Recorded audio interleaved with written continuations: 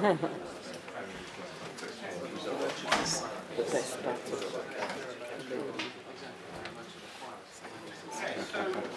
Down where the bands.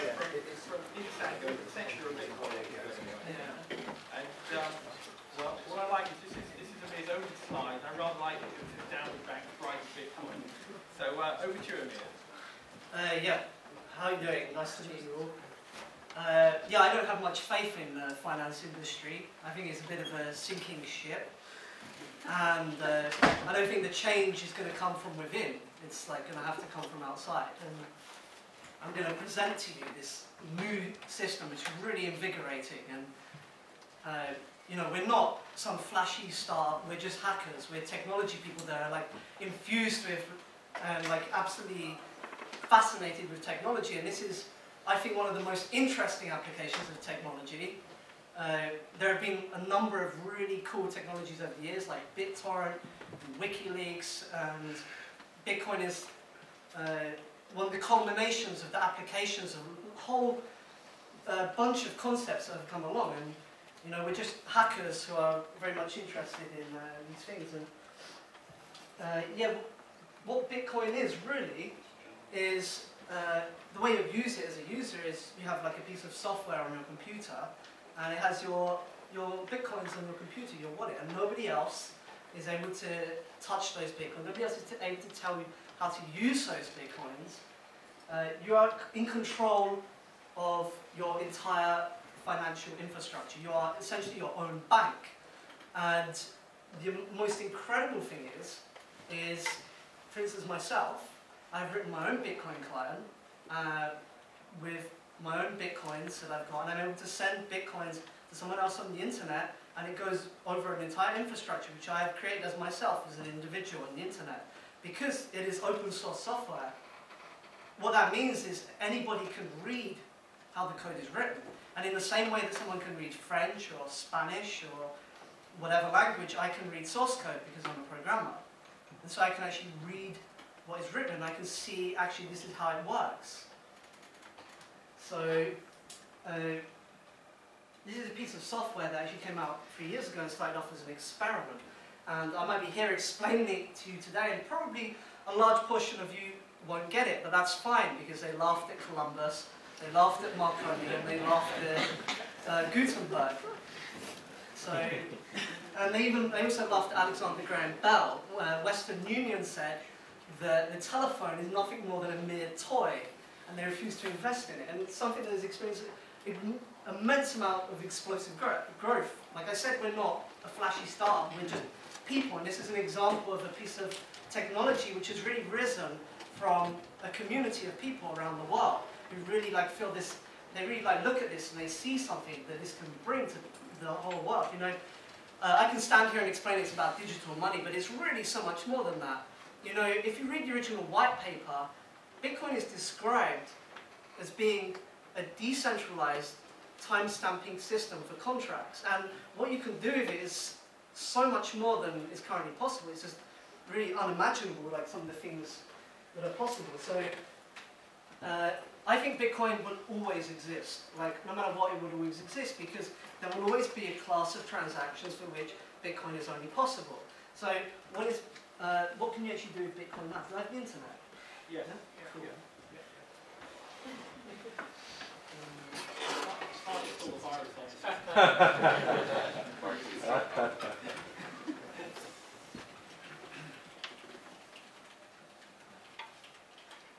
Does that sound? Yes. So yeah, one of the most one of the things you can do with Bitcoins is there's a drugs market called the Silk Road, and what this is there's an anonymity network called Tor, and what it is impossible for people to stop to monitor your connections on the web.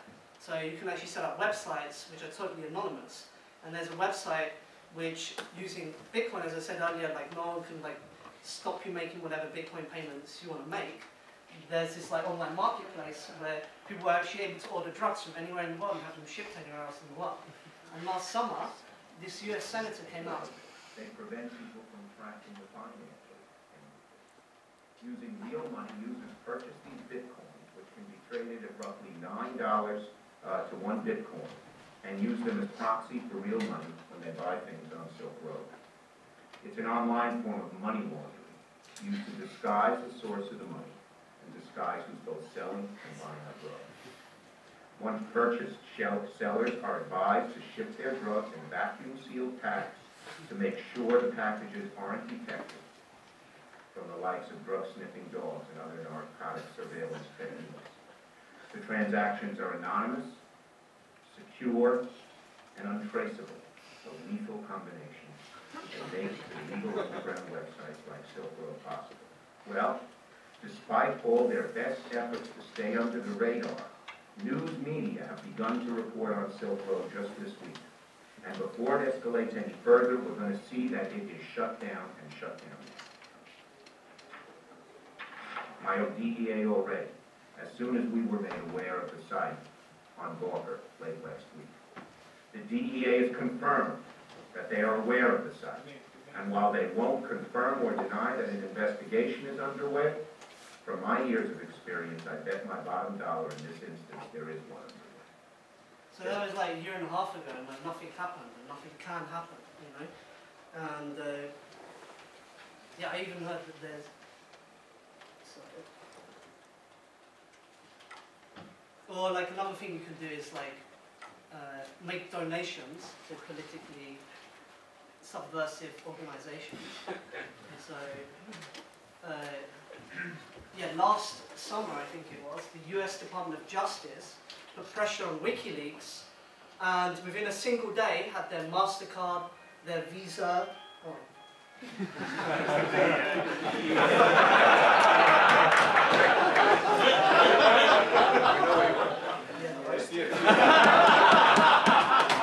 No, I'm in a conference.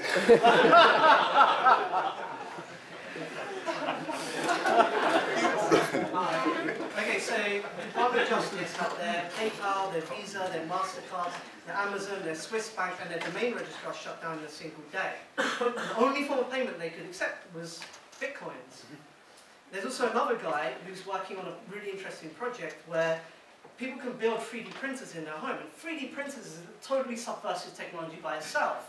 Like instead of having something shipped from China all the way over to Europe and then have to sell it in the shops, I can now print it in my house. And the Pirate Bay added a new category to their website not so long ago. And they have books, films, movies, music. They added physicals. And what you can do is download the plans for these 3D printers. And one of the items that got uploaded was the plans for a Warhammer 40k model that got taken down by a DMCA request last December. And this guy was actually working on a 3D printable gun, which he actually set up on the internet, was raising funds using PayPal and Indiegogo, which got shut down. And he had to start accepting Bitcoins, and he ended up raising $20,000 to make his project a reality.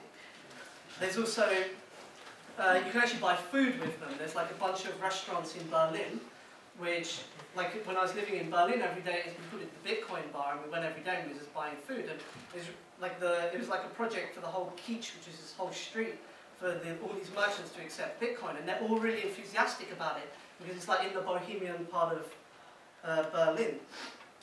So yeah, I would make a demonstration, but I don't have Bitcoin. So one of the things that we're working on now is a Bitcoin credit card. So you can actually like show this. You can actually buy debit cards, which are reloadable with Bitcoins, like that. So there is also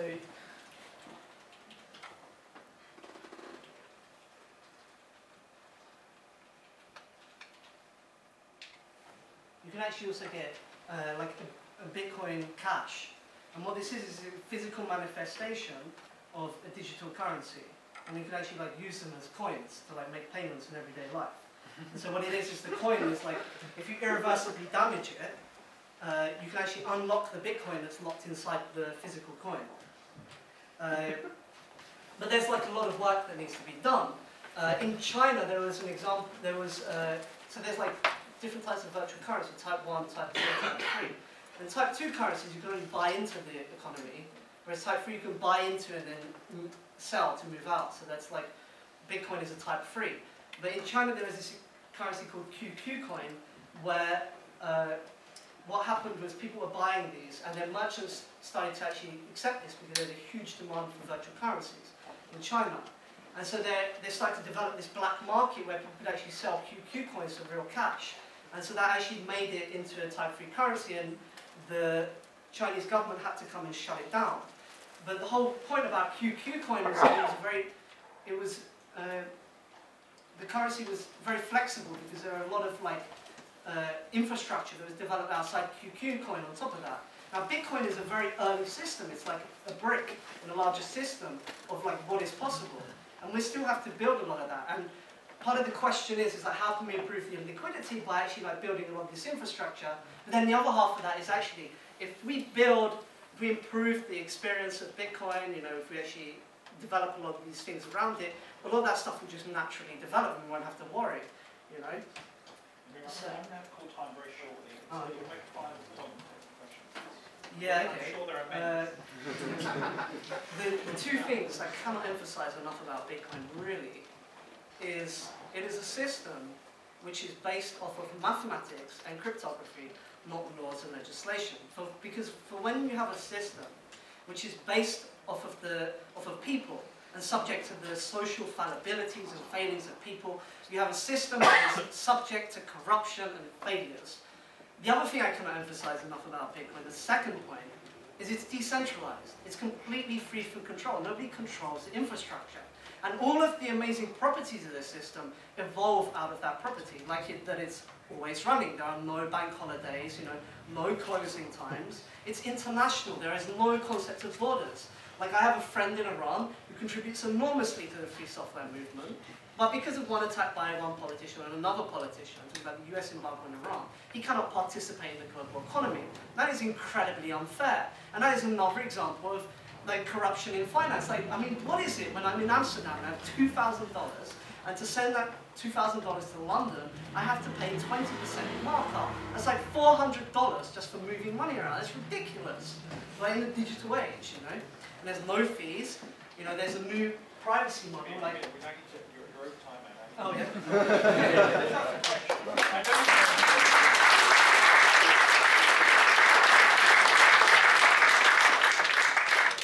I'm very passionate here. I'm very, very honest. Does anyone have a question? Anyone? So the fundamental underpinnings of Bitcoin are very interesting. But a key component of any currency is trust. And we're quite irrational creatures. And we form trust in very instinctive behavioral ways. What's going to happen for Bitcoin to be a truly trusted currency en masse rather than for just hackers?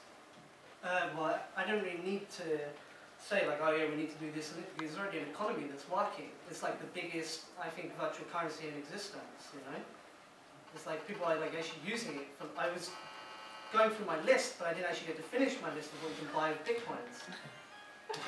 Tell me something. But it's actually something that's being put into practice.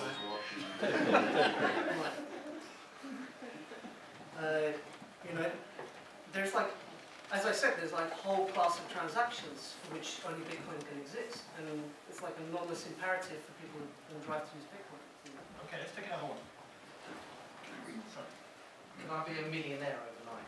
Can I create my own money? No, that would be ridiculous. You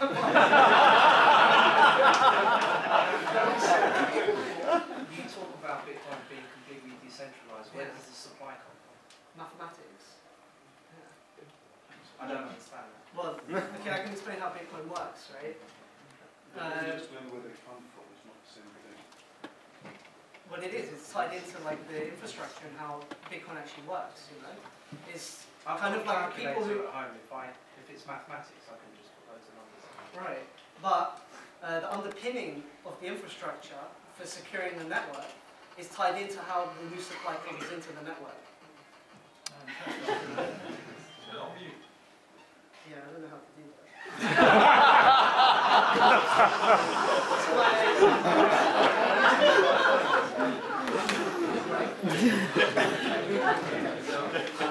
How Bitcoin's created, that was the question. Yeah, So for securing the network, like people do this like calculations, these mathematical calculations, and as a reward for doing this really valuable work, they get like a small reward. From who? Well, it's just part of the infrastructure for the network. So when you're computing mathematical riddles, you're using up processor cycles. When you're using up processor cycles, you're using up electricity. And when you're using up electricity, that is costing you money. And the way it works is there is some self-adjusting algorithms. The more electricity is being consumed, and the more people who are competing to do these calculations, the more difficult it gets to do these calculations. So much so, in fact, that the reward for generating bitcoins is actually zero. So it's actually like an example of a market with pure market competitiveness. You know, it's purely driven by market dynamics because there's basically no barrier to entry to this market. So bitcoins are created from electricity. That's not quite how it works. Maybe you can put it that way. Like it's actually like something that's like, it's like if you were asking me like, oh, what is an operating system? Is it like a computer? You know, I would have to explain like that. Okay, there's an I/O layer in your computer, and you need to have access to these device drivers. You know, so it's part of like some. How do you get 20 bitcoins? If I want to get 20 bitcoins tomorrow, how do I get that? In one sentence. Well, you can offer services, you can do this mining, or you can do a trade with someone else who has bitcoins. So asking if I have euros, how can I get dollars? You either do a trade, or you offer some service, or yeah, you do some valuable work. Okay, but the European Central Bank prints euros. Who's printing the bitcoins? No one's printing bitcoins. It's tied to the underpinning of the network, how the network functions. I can explain briefly what they are. There's a mathematical series. You tell us in English. There's a mathematical series a bit like prime numbers, but there's not an infinite supply. There's only about 1 million being discovered. And those are basically what represent the bitcoins. And so you buy one of those numbers. And then someone keeps a registry of who owns which number. So you might own the number 5 or the equivalent of.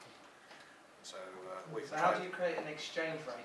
There needs to be an exchange rate. Well, there's a free market trading thing. So you post on I'll sell for $9 and someone else can go on and sell buy for $9 when it clears. So it's a bulletin board exchange system. I've got 100 Bitcoin if anyone wants to buy. Let's take a question from Nasir. Sorry, firstly I want to condone a few very cynical remarks and cynical tones of voice from people around here. It's a complex system, in all fairness.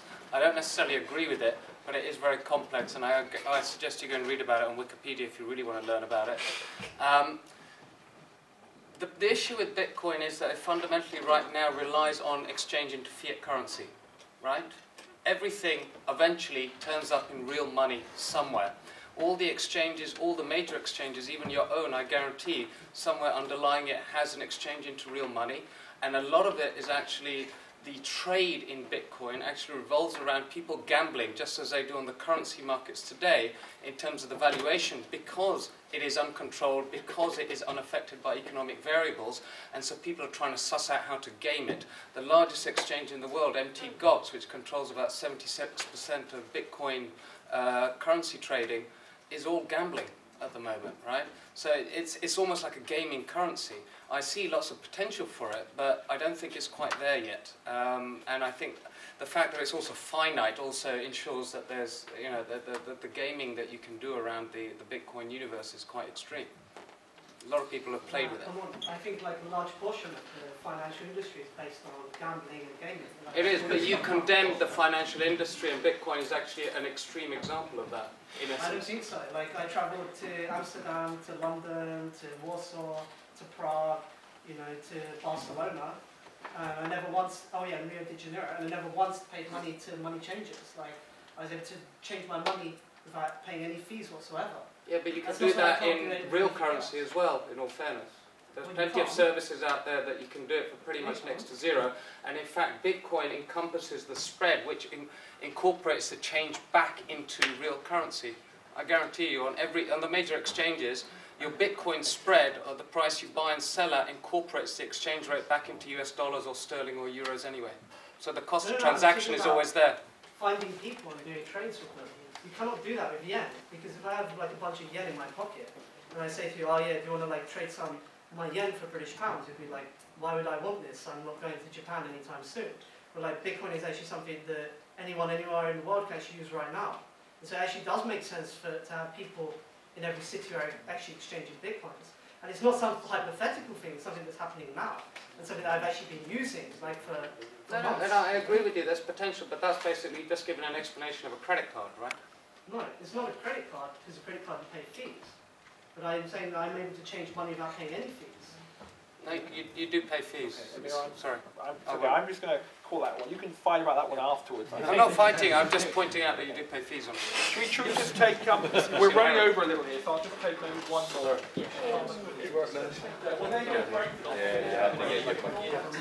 Very much.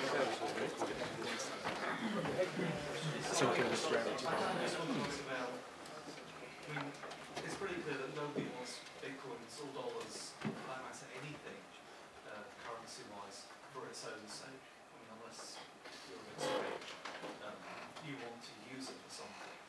So bitcoins, their value has to be underpinned by willingness of people to accept that something's real. Yeah.